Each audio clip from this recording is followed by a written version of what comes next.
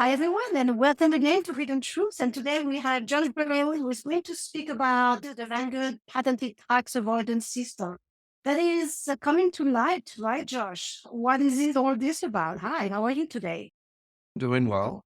So this is something very interesting that is just been brought to light because their patents, we talk about patents, their patents are expiring on this, what they call it, the system, or it's not an item, but it's a process. And so you can patent processes, which I find interesting. But so they had patented this process in 2001, and we'll get into that, but let's talk about how this works. So they're exploiting a tax code from 1969. And basically the tax code is about double taxation, not allowing for double taxation. If I own a mutual fund and I redeem the shares, the mutual fund technically can give me appreciated stock back. What happens is this tax code deals with that and says, if I gave them shares and they gave me appreciated stock, I shouldn't have to pay the double taxation of the capital gain and the appreciated stock and the capital gain I got from the shares and the current value of those shares. That tax situation where you're only getting taxed once on that gain. What Vanguard did in 2001 is came up with a process that essentially allows them to use this tax code. And since from 2001 to 2018, they saved $191 billion in capital gains tax.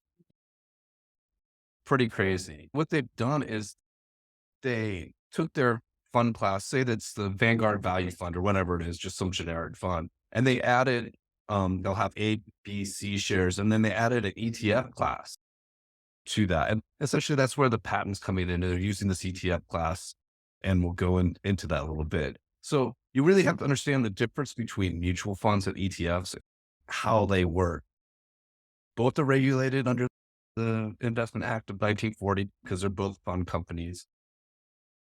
But purchase and sales are done different. So with the mutual fund, when you buy a mutual fund, you, at the end of the day, you go directly to the fund company and you're purchasing shares directly from that company issuing that fund.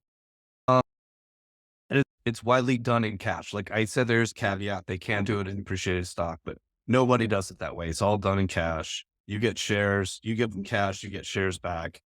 When you sell, you give them the shares and you get cash back. It's all done at the end of the day. And again, directly with the mutual fund company. Now, ETFs are a little bit different of an animal because essentially they have a market maker and they trade just like an equity on exchange traded in system would. Uh, that market maker comes daily. So what happens is if you buy an ETF, you can go at any time during the day and buy that ETF over the exchange. The exchange, the way it works, the exchange rapidly fires off what they believe the net asset value to be, and then they trade you off that.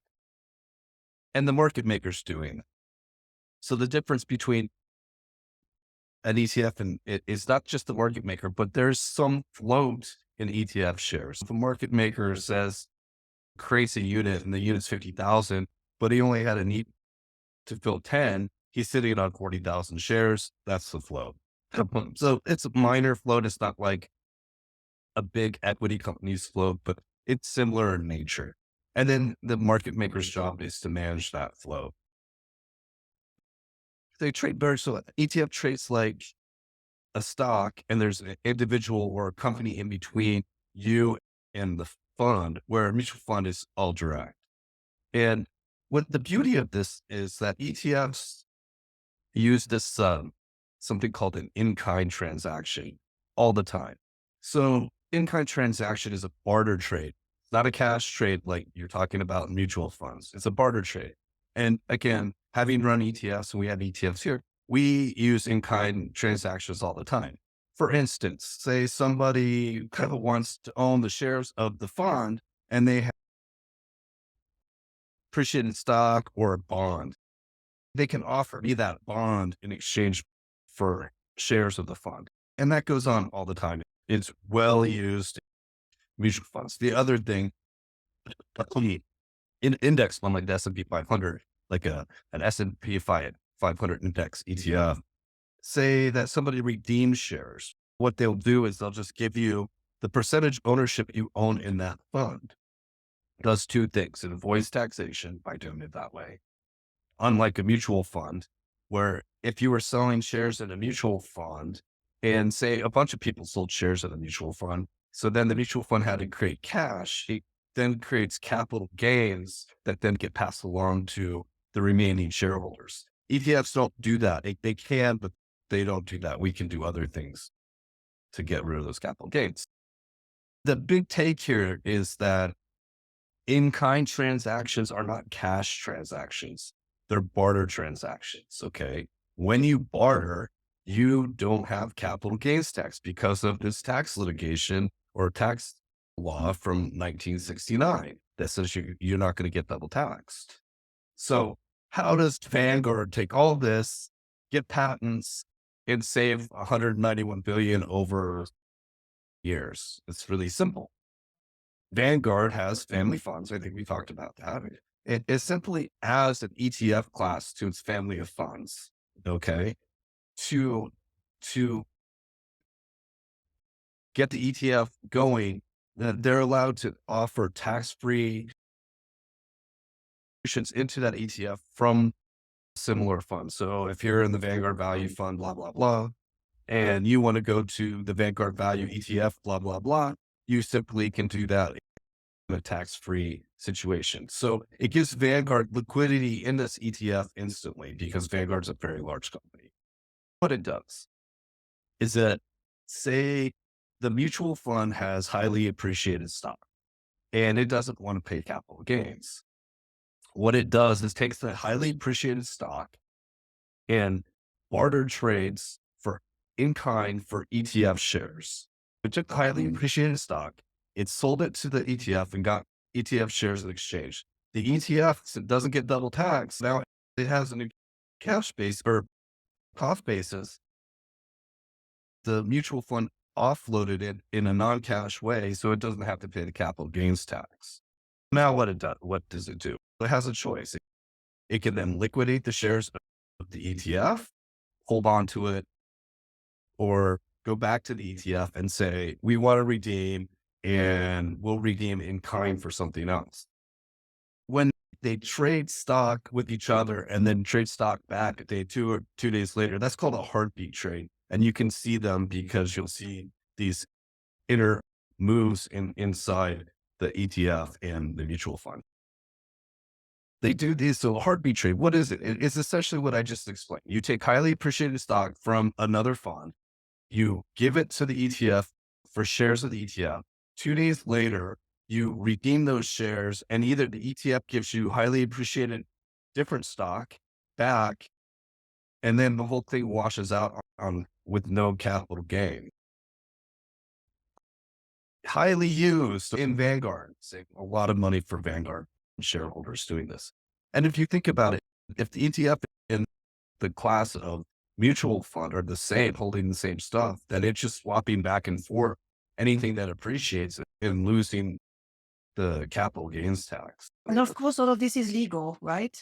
All of it's legal, essentially because it's barter trade.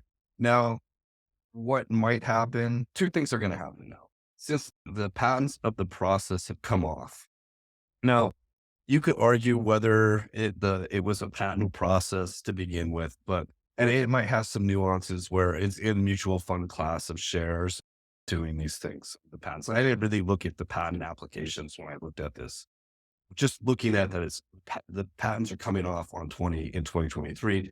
Figure that every mutual fund company out there is now going to file for an ETF for each class of its mutual fund so that can swap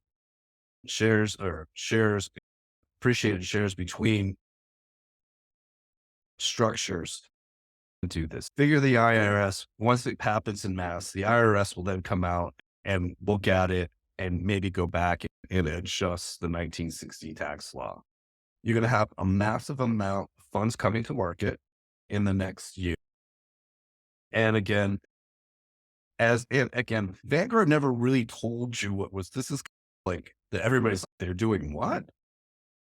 And so figure that this is going to start getting some widespread use, maybe between other fund structures and ETFs. Now, from an ETF first perspective, if I was swapping these highly appreciated shares and then just selling them and then giving them cash back as they sold my shares, there's no benefit to the ETF to do that or the ETF shareholders to do that. So I would probably, as an ETF manager, wouldn't do that unless I got derived some benefit from it. But again, if you're in a fund family, they're getting massive benefits between the two family uh, classes of shares. They're going to do it all the time to that. So very interesting. I do find it interesting that it was patented. The guy's name was Gus Sauter, who was a CIO of Vanguard, who patented this. Very smart man to come up with this approach to it. Again, all legal, no problems with that. But when we start looking at this, we start looking to see if anybody else out there wants to swap positions with us and see if we can Yeah, barter some of our capital gains down. for sure. It's so important to really understand clearly the difference between mutual funds and ETFs because you can have a lot of gray areas here that people really don't understand clearly enough in order to make those decisions, whether or not we should sell off or buy more. So this is so important to have someone like you that really can guide them into making those decisions and maybe get some tax advantages that we not have before. Yeah, and like you said, when I didn't know that much about the redemption and creation features of ETFs until we really started managing them. And without understanding that functionality of the ETF, you're really missing a lot of what they are. There's so much functionality in that aspect of it that again, that's really where the structure advantages are. Yeah, no, that's critical. That's very important. Well, this is why we have you, and this is why you can schedule a call with Josh and have Josh analyze your portfolio to see if there are any opportunities for improvement and for optimization and for taking advantage of tools like this one that can be very beneficial going forward. Very correct. We don't mind. We love looking at other people's portfolios and giving us real advice about real and honest advice about what we see there. You live this day in and day out, and most people don't. You are in a better position to make educated decisions on topic like this one, but can be complicated. And my God, we thought this guy that has a patent on this. There you go. He's set for life, right? Yeah, and he's had it since 2001, and this is really the first time I'd really heard of this strategy. Knowing that you could do that, but putting it to use are two different things. Seeing somebody use the strategy and knowing that I could barter was completely different. So this is really eye opening for myself as well. Great information. Thank you so much, Josh. This is something I'm sure a lot of people will appreciate learning about and at least know that we need to be educated on that topic. Because Yeah, it's a very important topic. yeah, and tax advantage stuff is stuff that the computer systems can't really figure out yet. Uh, Eventually, they will. We don't have an AI app for that. Yeah, it's coming. I've looked at a couple of different pieces of software recently that AI is getting into, hey, the differential of the tax and selling this or selling that. It's almost here. Yeah, let's do it. Let's have AI do all the hard work and we can go on the beach, right? I, I don't mind that. This is great. Thank you everyone for listening and for watching. We apologize for the technical issues. I know sometimes the screen while it was moving. We've had a lot of snow in Reno lately. Maybe it didn't blame the snow, but we apologize for those technical issues. We hope you learned something interesting. Go to Hidden Truths that today. We post all our videos, podcasts, everything is on there. And then go to the YouTube channel. Of course, you're going to see this video on YouTube. And remember to like the video if you like the video, and then subscribe and share with your network. Josh and Bob, they provide valuable information on a weekly basis. Thank you again for watching. Thank you so much, Josh, for your time and for the explanation today. I appreciate it. Anytime. All right. Take care. Bye bye, everyone, and see you next time.